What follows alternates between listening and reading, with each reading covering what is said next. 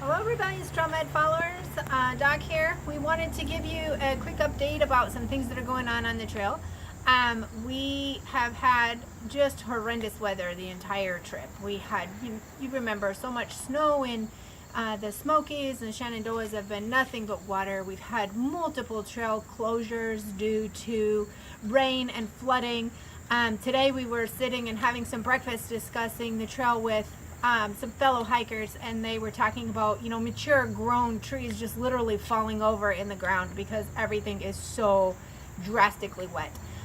Last week there were emergency warnings coming out of Duncannon about closures and about safety on the trail. I posted some stuff to our Facebook page about the closures and about trail safety.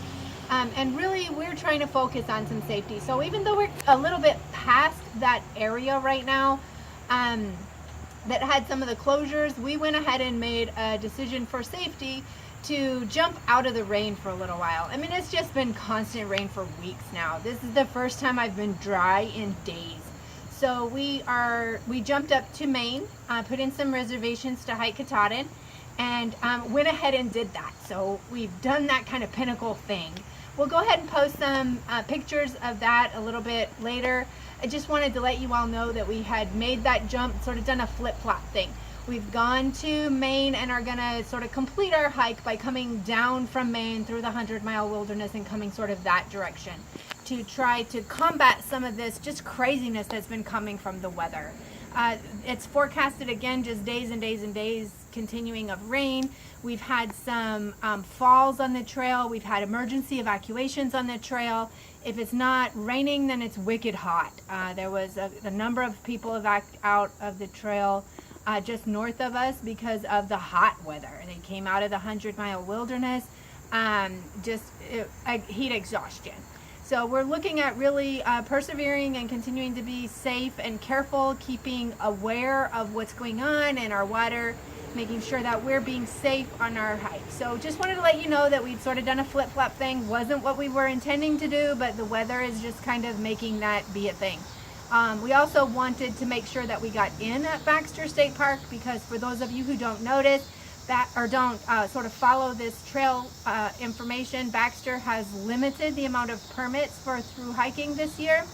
So we had to kind of backwards go into Baxter to be able to hike Katahdin at all. So, I don't really intend to hike 2,200 miles and not be able to do that sort of pinnacle achievement. So since they've placed that limitation and they've put so many restrictions on through hikers, we sort of went a backwards away into getting permission to hike and hiking and getting that sort of off of our plate before the permits were all used up and before we weren't able to sort of complete that final leg of the journey. So we're continuing to struggle with some injuries from falls that we've had because of the weather. As many of you seen on our Facebook page, I took a nice fall and hit my head. Falling and hitting your head's not a big deal until the pack comes up behind you and smacks you in the head again. So had a little bit of a concussion for a couple of days, some dizziness, feeling much better. Preach has had some problems with his feet, since the Smokies, continuing to have a lot of pain there. But we were able to successfully complete the hike at Katahdin. We didn't take any video up there. It was really emotional. So we took some pictures and we've posted those we will be posting those to the webpage. Just wanted to sort of give you some quick updates. Thank you all for watching, and we'll be in touch again soon.